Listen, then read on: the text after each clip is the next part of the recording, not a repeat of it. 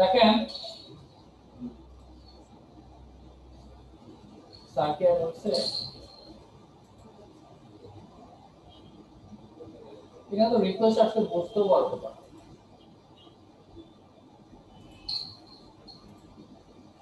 আচ্ছা আমরা এখন যেটা করব এই সার্টিফিকেটটা আমরা কি করব এক্সপোর্ট করব। এই সার্টিফিকেটটা এক্সপোর্ট করে আপনি ইচ্ছা করলে অন্য কোথাও রাখতে পারেন। রেখে দিয়ে দরকার মনে করেন এই সার্টিফিকেটে কোনো একটা প্রবলেম হয়েছে বা আপনাকে এই যে ফুল একটা আপনার এর মধ্যে আবার কোনো ইনস্টল বা যাই হোক কোনো একটা প্রবলেম হয়েছে এটা আপনার মেশিনে, তখন আপনি আবার কি করবেন আলাদা কোনো একটা স্টোর করে রাখছেন, ওইখান থেকে আপনি আবার কি করবেন এখানে নিয়ে এসে পরে ইম্পোর্ট করবেন। বুঝতে পারছেন কথা? তো এক্সপোর্ট করাটা কিভাবে করে ইম্পোর্ট করাটা কিভাবে করে জাস্ট একটা ধারণা আপনারা নেন। তো যেটা করবেন সেটাতে আপনারা সিলেক্ট করে export,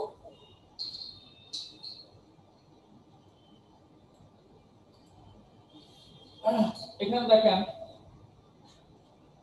file two export two, কোন ফাইলে আপনি এক্সপোর্ট করবেন, কোন ফাইলে এক্সপোর্টটা করবেন সেটা আপনার এখানে দিতে হবে। আপনারা যেটা করবেন সেটা হচ্ছে একটা এখানে দেখেন বলে দিছে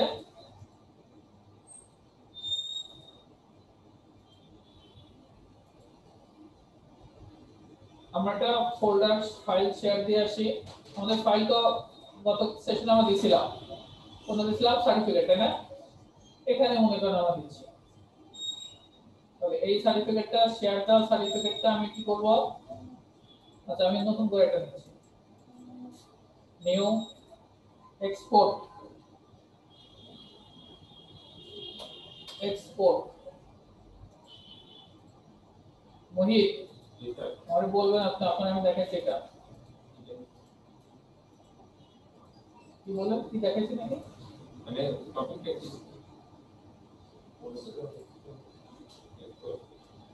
তো এটা আমি দেখা দিচ্ছি আমাদের ইউএনসি পাথটা লাগবে কপি এর মধ্যে থাকি পেস্ট, কেমন? এখন এখানে দেখেন কিভাবে আছে my certificate.pfx, কেমন? এখানে আমি স্ল্যাশ দিয়ে আমি নিলাম ব্যাকআপ sar.pfx, এই এক্সটেনশন আমরা এখানে দিব। তারটা পাসওয়ার্ড দিতে হবে। পাসওয়ার্ড কেন দেব? যেহেতু সার্টিফিকেট আপনি ধরেন আপনার এই সার্টিফিকেটটা কেউ যদি হঠাৎ করে নিয়ে চলে যায় সেজন্য ইম্পোর্ট করতে না পারে যতক্ষণ না আপনার পাসওয়ার্ডটা সে না জানবে। দ্যাটস ওয়াই আমরা এখানে একটা পাসওয়ার্ড দিচ্ছি, একটা পাসওয়ার্ড দিলাম, দেন ওকে।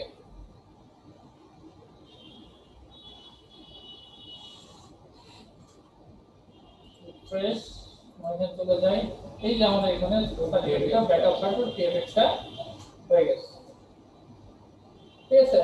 এই হচ্ছে আমাদের এক্সপোর্ট। এখন এটা আপনি আলাদা একটা স্টোরেজ আপনি রেখে দেন, যদি কোনো কারণে কোনো প্রবলেম হয় সেখানে দিবেন, অথবা আপনি কি করতে পারেন আপনার এই সার্টিফিকেটটা অন্য কোথাও মেশিনে অন্য একটা সার্ভারে করতে পারবেন, ইম্পোর্ট করতে পারবেন। এই বিষয়ে যদি প্রবলেম হয় তাহলে এটা ইম্পোর্ট করে দিলে হয়ে যাবে। হ্যাঁ হ্যাঁ, এখন মনে করেন ইম্পোর্টটা কিভাবে করব? ইম্পোর্ট করার জন্য আমাদের কি করতে হবে? ধরেন আমার প্রবলেম হইছে, কেমন? ইম্পোর্ট করার জন্য আমাদের কি করতে হবে? Import file two import from, ওই যে যেখানে আমি রাখছি কোথায়, এই যে এক্সপোর্টের ভিতরে এটা আছে, তাই না? এক্সপোর্টের ভিতরে আছে, তারপরে এটার নাম পুরোটাই দিয়ে দেবো কপি পেস্ট। ওই যে পাসওয়ার্ড ওই এক্সপোর্ট করার সময় যে পাসওয়ার্ড দিয়েছিলাম ওই পাসওয়ার্ড আপনাকে জানতে হবে। একটা রং পাসওয়ার্ড দিয়ে দেন। এই আপনার সমস্যাটা কি বাবা? হ্যাঁ নেক্সট একদম কি হলো specify the servers where you want to install the certificate, কোথায় আপনি ইনস্টল করতে চান, কোন সার্ভারে আপনি ইনস্টল করতে চান। আমি মেম্বার 2 তে যেহেতু এখন আছি এটাই দেখাচ্ছি। আপনার এখানে যদি ব্যাক থাকে তখন এখানে আপনি মাল্টিপলটা যেটা দিচ্ছে সেটাতে দেখাবে। এটা কি নতুন মেশিন না চালাবে? হ্যাঁ হ্যাঁ, এটাতে কি নতুন মেশিন কোন মেশিন থাকে ওটা তো জানাবে। কোন নতুন মেশিন বলতে যেটাতে আপনি এক্সচেঞ্জ আছে, কথা বুঝতে পারছেন? ওকে, দেন ফিনিশ। দেখেন, a special RPC error occurs and server memory the source data cannot be imported or the wrong password। আমি দিছিলাম হচ্ছে admin@dc, এটার পাসওয়ার্ড দিছি admin@dcc। কথা বুঝতে পারছেন? তো তাহলে আমাদেরকে এটা নিবে না। তাহলে আমি ব্যাকে যাব, পাসওয়ার্ডটা আমি একটা সি কেটে দিলাম। এখন নেক্সট দিচ্ছি, নাম্বার 2 আছে ফিনিশ। আচ্ছা, অলরেডি এটা আছে কেমন? তো এখন কিন্তু আমার পাসওয়ার্ড রিলেটেড কোনো প্রবলেম নাই। আমরা একটা কাজ করতে পারি, এটা যদি দেখতেই চান আমরা একটা কাজ করতে পারি, এটাকে ডিলিট করে দিতে পারি। আমরা একটা তাড়াতাড়ি এটা ক্রিয়েট করে ওটা ডিলিট করে দিই। হ্যাঁ, ক্রিয়েট তো আর দেখানোর দরকার নাই। আচ্ছা, এখন আমি একটা ফাইল সার্ভার তৈরি করছি, এবার এটাকে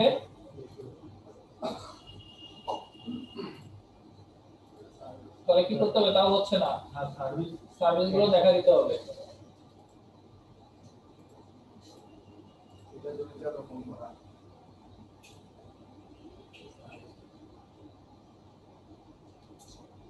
এখন আশা করি ডিলিট হবে, তাই তো?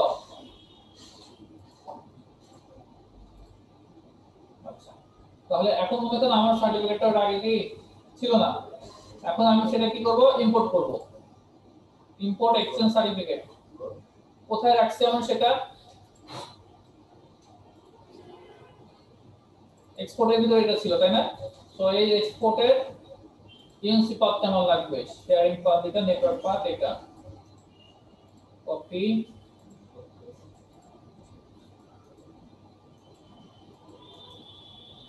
পেস্ট, কোন ফাইল,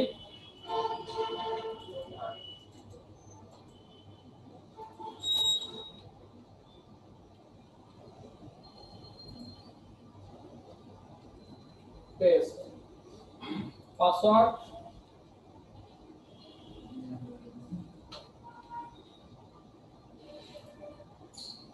কোন সার্ভারে ইম্পোর্ট করব, আমার এই সার্ভারে আমি ইম্পোর্ট করব। তো ফিনিশ। ওকে, ক্লিয়ার? এই দুইটা সার্টিফিকেট আছে, এখানে কোনো কনফ্লিক্ট অফ সম্ভাবনা না, কোনো সম্ভাবনা নাই, বিকজ আপনি যখন এই যে এখান থেকে যখন আপনি যাচ্ছেন এই আইএসএ আপনি দেখা দিচ্ছেন কোনটা, যেখানে একটা তো দেখা দিবেন, আপনি দুটো দেখাবেন না। কথা কি বুঝতে পারছেন? এখান থেকে আপনি দেখাচ্ছেন কোনটাকে, বাইন্ডিংস তো আমি যেকোনো একটা হ্যাঁ বাইন্ডিংস তো আপনি একটা দেখা দিচ্ছেন। এই যে এক্সচেঞ্জ ব্যাকএন্ডে আপনি বাইন্ডিংসটা যাকে দেখা দিবেন সেটা দিয়ে হবে, আপনার সার্টিফিকেট মধ্যে থাকতেই পারে, সেটা কোনো ইস্যু না। ওটাই সামপ্রিন্ট তো দুইজনের দুইটা না, আপনি আরো সার্টিফিকেট তৈরি করে রাখতে পারেন, ব্যাকআপ কোনো সমস্যা নেই, ব্যাকআপ থাকতেই পারে। ক্লিয়ার? কোনো কনফিউশন আছে এটা? আমি যদি অর্গানাইজেশন লেভেলে বা আমার কোম্পানিতে আমি একটা সার্টিফিকেট কিনলেন অনলাইন থেকে সরাসরি যেভাবে করলাম কিনলাম, ওই একটা সার্টিফিকেট দিয়ে আমার অর্গানাইজেশন সকলকে আমি সার্টিফাইড করে দিতে পারবো। কোনটা? সেই আমি গোডারি থেকে একটা সার্টিফিকেট কিনেছি 27 ডলার দিয়ে, হ্যাঁ 4 মাসের জন্য সে আমাকে সার্ভিস প্রোভাইড করবে 27 ডলার নিয়ে। এখন আমি চাচ্ছি যে আমার কোম্পানিতে, এখানে তো আমরা এক্সচেঞ্জ দিচ্ছি, ঠিক এই জিনিসটা আমি যদি সার্ভার অথবা ক্লায়েন্ট মেশিন বা আমার উইন্ডোজ মেশিনে যদি আমি দিতে চাই, সেক্ষেত্রে কি আমি সবার পিসির জন্য কি আলাদা আলাদা কিনতে হবে নাকি আপনার আলাদা কেনাটা বেটার, কারণ আপনার এক্সচেঞ্জ তো আর এরকম না, আপনার তো এটা এটা কিন্তু মেল সার্ভারের জন্য। হ্যাঁ, আমি মেল সার্ভার সর্বোচ্চ কয়টা হতে পারে? 3টা থেকে 4টা, সর্বোচ্চ 5টা। এত তো থাকে না, আপনার কোম্পানির একটাই থাকে, হ্যাঁ সেটা সাবডোমেন হতে পারে, সাবডোমেন তো ভিন্ন কথা, ডোমেন কি একটাই। ডোমেন তো আপনার মূল যেটাতে আছে সেটা তো আপনি ওই সার্টিফিকেটে অ্যাসাইন করবেন। এখন মনে করেন এটা তো আমি মেশিন বেস দিছি, তাই না? এই যে দেখেন এখানে যখন আমরা এক্সপোর্ট করছিলাম বা সার্ভার ক্রিয়েট করছিলাম তখন কিন্তু আমাকে বলছিল যে আপনার কোন সার্ভারে আপনি ইনস্টল করবেন। তো আমি এই যে অ্যাক্টিভিটি সার্টিফিকেট এটা আমার কোন সার্ভারের জন্য আছে, নাম কিন্তু আছে আমার EX1, EX1 বলতে যে মেম্বার 2 এটা এই এক্সটেন্ডের জন্য, এটা কিন্তু আমার অন্য সার্ভারের নামের সাথে কিন্তু মিলবে না। কথা বুঝতে পারছেন? এই কারণে উচিত হচ্ছে আলাদাভাবে করাটাই বেটার। আমি যদি আমার এই মেশিন মানে আমরা ক্লায়েন্ট ইউজার যে আমি দেব, আমার মনে করেন অর্গানাইজেশনে 50 জন ইউজার আছে, প্রত্যেকের আলাদা আলাদা ল্যাপটপ দিয়ে দিচ্ছি, প্রত্যেকে সার্টিফিকেট পাবে বা আমার ওই লিংকে ঢুকে সার্টিফিকেট পাচ্ছে। বাট আমি চাচ্ছি যে তাদের পিসি প্লাস তাদের ইউজারের সার্টিফিকেশনটাও যেটা হয়, সেই ক্ষেত্রে আমি কি ডিসি থেকে যে self sign certificate, DC CA থেকে যে সার্টিফিকেটটা ক্রিয়েট করলাম আমার নিজস্ব ইন্টারনেট থেকে না, ওই জিনিসটা কি গ্লোবালি যখন মানুষ আমার ওই ইয়েতে অ্যাক্সেস করবে সে কি দেখতে পারবে? দেখেন আপনি যেটা বলছেন সেটা কিন্তু আপনার পিসি আর ইউজারের সার্টিফিকেট সেটা ভিন্ন। আচ্ছা ওটা ইউজার অ্যাকাউন্ট এবং কম্পিউটার অ্যাকাউন্ট, সেটা কিন্তু আমরা অ্যাক্টিভ ডিরেক্টরিও দেখছিলাম সিএ করার সময়। ওটা আপনি গ্রুপ পলিসির থ্রু দিয়ে একটা দিয়ে সবার ভিতর কিন্তু চলে যাচ্ছে। আর এটা কিন্তু দেখছে মেল সার্ভারের জন্য, জাস্ট আপনার এই ইউআরএলটা সে মানে সিকিউর করার জন্য করতেছেন। হ্যাঁ এটা তো আপনি যখন ইউজার বা কম্পিউটারের জন্য করবেন, আপনি ইউজার কম্পিউটার 1000 হতে পারে সেটা হোক, তখন আপনি গ্রুপ পলিসির মাধ্যমে আপনাদের সিএর কাছ থেকে একটা সার্টিফিকেট কেন ওইটাই আপনি গ্রুপ পলিসির মাধ্যমে সবাইকে দিয়ে দিবেন। সেটা ইউজার অ্যাকাউন্ট হোক আর কম্পিউটার অ্যাকাউন্ট দুটো আলাদা করে দিলেন। এটা কম্পিউটার অ্যাকাউন্ট আপনার অর্গানাইজেশনে 100টা থাকতে পারে, এমনকি আপনি 100টা সার্টিফিকেট কিনবেন কখনোই না, ওটা তো আলাদা জিনিস। যেটা আমরা আগে অ্যাক্টিভ ডিরেক্টরি যখন দেখতাম সেটা ভিন্ন জিনিস। আর এটা হচ্ছে আমার সার্ভারের জন্য, মেল সার্ভারের জন্য, জাস্ট আমার এইটাকে আমি সিকিউর করলাম। যে গ্লোবালি হোক ইন্টারনালি হোক যে ঢুকলেই আমার এটা বুঝবে যে হ্যাঁ এটা অথেন্টিক। আপনি যখন সেলফ সাইন সার্টিফিকেট করবেন, হ্যাঁ সেলফ সাইন সার্টিফিকেট যখন করবেন তখন আপনার ইন্টারনালি কোনো প্রবলেম হবে না। কিন্তু যখন আপনি সেলফ সাইন সার্টিফিকেট করবেন তখন যখন গ্লোবালি থেকে আপনার এখানে ঢুকতে যাবে তখন ওখানে এরর দিবে, ওই যে অংশ মানে আপনার এটা কিন্তু সিকিউর না, যদিও এসটিপিএস আছে। এখানে ওই যে অ্যাডভান্স অপশন আমরা যে মোর এসে যাই দেখুন অনেক সময় দেয়, কথা কি বুঝতেছেন? আপনি যখন এই যে এখান থেকে যান, এখন এখান থেকে এখানে দেখানো যাবে না। HTTPS দিয়ে লগইন করছেন আপনারা, প্রথমে HTTPS দিয়ে লগইন করেন, কিন্তু ওই যে দেখা যায় আমাদের প্রথমে কি দেখাইছিল রিকমেন্ডেড, সিকিউর না রিকমেন্ডেড। কারণ কি? কারণ হচ্ছে এটা সেলফ সাইন সার্টিফিকেটে করা। এই কারণে কেন? কারণ হচ্ছে HTTPS আছে সে ঠিক আছে, কিন্তু এটা সেলফ সাইন বলে সে কিন্তু এটাকে বিশ্বাস করতেছে না, গ্লোবালি বিশ্বাস করবে না। সেটা জাস্ট গ্লোবালি যে বিশ্বাস করতেছে না, এটার জন্য কিন্তু ওই এররটা বা ওই মেসেজটা আসে। এই ক্ষেত্রে কি স্যার এইচটিটিপি আর এইচটিটিপিএস এর মধ্যে কোনো পার্থক্য থাকতেছে? HTTPS এর অবশ্যই পার্থক্য থাকবে না কেন? এটা তো ইন্টারনালি এটা আপনার এনক্রিপ্টেড হবে, এক্সটার্নালি এনক্রিপ্টেড হবে না। ওইটাই তো বলছি। এবং সেটা তো সার্টিফিকেট গুলো আপনার কিন্তু সে মানে সে ট্রাস্ট করতেছে না, কারণ সবাই ট্রাস্ট করতেছে না। সেক্ষেত্রে আমি স্যার এটা কনক্লুশনে আসতে পারি এইচটিটিপি হচ্ছে ইন্টারনাল এক্সটার্নাল দুইটাতেই এনক্রিপ্টেড না। HTTP তে কোনোটাতে এনক্রিপ্টেড না। আর এইচটিটিপিএস সেলফ সাইন যদি আমি দেই সেক্ষেত্রে ইন্টারনালি আমি এনক্রিপ্টেড, গ্লোবালি আনএনক্রিপ্টেড। গ্লোবালি এনক্রিপ্টেড না সেটা না, গ্লোবালি আপনি এনক্রিপ্টেড থাকবে, গ্লোবালি এনক্রিপ্টেড। কিন্তু কথা হচ্ছে যদি গ্লোবালি এনক্রিপ্ট করেন সেখানে চান্স আছে আপনার সেটা ডাটা লিক হওয়ার।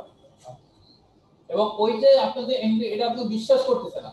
মনে করেন আপনি ঢাকা ইউনিভার্সিটিতে পড়েন, ঢাকা ইউনিভার্সিটি আপনার ভিতরে যারা আছে, ওই ইউনিভার্সিটি যারা আছে তারা একে অপরকে বিশ্বাস করে, কিন্তু বাহিরের একজন সে ঢাকা ইউনিভার্সিটিকে বিশ্বাস করবে না। কখন করবে? যখন তার ইন্টারন্যাশনাল সার্টিফিকেট যখন থাকবে, যখন যে ট্রাস্টেড কোনো কিছুর কাছে সার্টিফিকেট, তখন সে বাহিরের লোকজনই কিন্তু করবে, কিন্তু তারা কিন্তু আসলে কিন্তু বিশ্বাসযোগ্য, তারপর বাহিরের লোক কিন্তু করবে না। বুঝতে পারছেন? এই কারণে যদিও তার সেলস সার্টিফিকেট আছে, কিন্তু বাহিরের যখন কোনো আপনার মানি এক্সচেঞ্জ হবে, উচিত না এখানে যাওয়া, যেহেতু আমি আসলে অ্যাকচুয়ালি তাকে আমি বিশ্বাস করতে পারতেছি না। তখন দেখা যাবে আপনার ওয়েব সার্ভারে কেউ অ্যাক্সেস করবে না। এটা হচ্ছে প্রবলেম। আর কারণ কোশ্চেন